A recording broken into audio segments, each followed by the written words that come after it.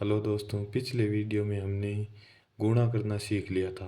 आज हम भाग करना सीखेंगे।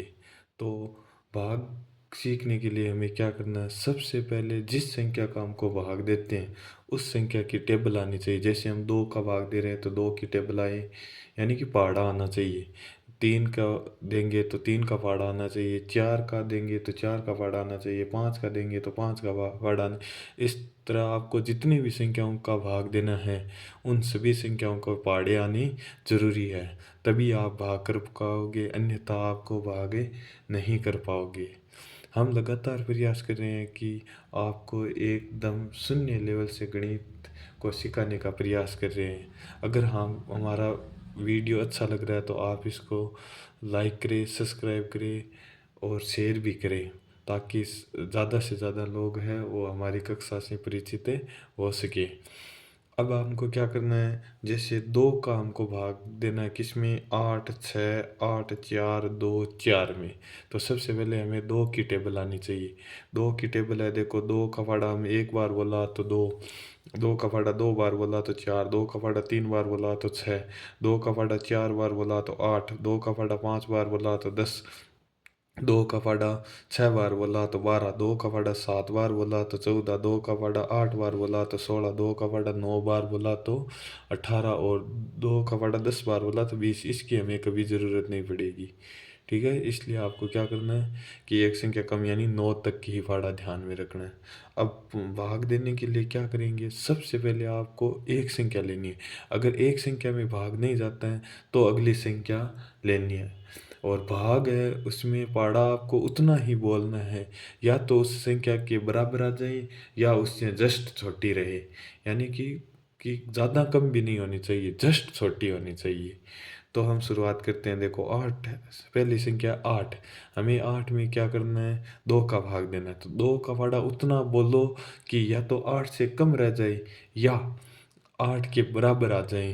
तो देखते हैं, दो का फाड़ा एक बार बोला तो दो, दो का फाड़ा दो बार बोला तो चार, दो का फाड़ा तीन बार बोला तो छः, दो का फाड़ा चार बोला तो आठ, यानी यह आठ के बराबर आ रहा है। तो कितनी बार बोला? जितनी बार बोला उसको ऊपर लिखना है, यानी कि चार बार बोला। और चार बार बोला तो आए कितने? आठ, तो उसको कहाँ लिखना है? नीचे। अब आठ में से आठ घटा देंगे, क्या बचेगा? जीरो। फिर हम क्या करेंगे? अगली संख्या लिखेंगे। आगे क्या है? छः। लिख दिया छः। अब वापस दो का फाड़ा उतना ही बोलेंगे कि या तो छः आ जाए या छः से जस्ट कम रह जाए। तो दो का फाड़ा एक बार बोला तो दो, दो का फाड़ा दो बार बोला तो चार, दो का फाड़ा तीन बार बोला तो कितने? छः। यानी कि तीन बार बोलते हैं तो पूरा पूरा छः आता है, यानी कि छः। तो घटाया तो कितना बचेगा? जीरो। फिर अगली संख्या लिखेंगे। अगली संख्या क्या है? आठ। अब वापस दो का फाड़ा उतना ही बोलेंगे कि आठ के बराबर आए या आठ से कम रह जाए। आठ का दो का फाड़ा एक बार बोला तो दो, दो का फाड़ा दो बार बोला तो चार, दो का फाड़ा तीन बार बोला तो छः, दो का फाड़ा चार बार बोला तो कितने? आठ। यानी वापस चार बार बोला तो कितने आ गए? आठ। आठ में से आठ घटाया तो कितना बचा? जीरो। फिर लिखेंगे अगली संख्या। अगली संख्या क्या है? चार। अब चार, दो का फाड़ा उतना बोलेंगे कि चार से या तो कम रह जाए या चार के बराबर आ जाए। तो चार का फाड़ा, दो का फाड़ा हमने एक बार बोला तो दो, दो का फाड़ा दो बार बोला तो कितना आया? चार। तो ये लो चार। और कितनी बार बोला? दो बार, उसको ऊपर लिख देंगे। चार में से चार घटाएंगे तो कितना बचेगा? जीरो। फिर अगली संख्या लिखेंगे कितनी? दो। तो यहाँ लिख दिया दो।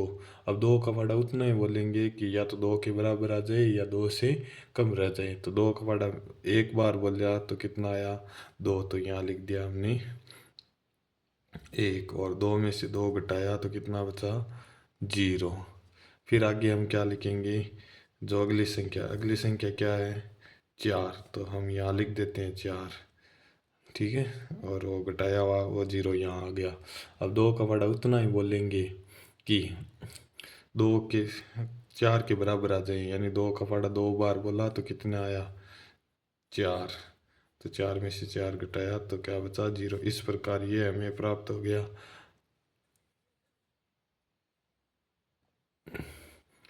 इस प्रकार हमें ये प्राप्त हो गया शेषफल। ये हो गया कौन सा? भागफल। भागफल। अब एक अन्य और भाग देखते हैं। इस भाग में आपको क्या करना पड़ेगा, इसमें भाग है वो पूरा पूरा नहीं जाएगा, इसलिए आपको क्या करना है उसके बारे में बताएंगे। तो पूरा पूरा भाग नहीं जाता है, उनमें क्या करेंगे। तो देखो, दो का भाग देना है हमें, किसमें, तीन, पाँच, चार, दो, तीन, चार में। तो सबसे पहले दो का फाड़ा उतना ही बोलेंगे कि तीन के बराबर आ जाए या तीन से कम रह जाए। तो हम दो का फाड़ा बोलते हैं तो तीन कभी नहीं आता है, इसलिए उससे कम, यानी दो का फाड़ा हम जब ने एक बार बोला तो कितना आया, दो। तो ये आ गया, एक बार बोला तो दो। तीन में से हमने दो घटाया तो पीछे कितना बचा, एक।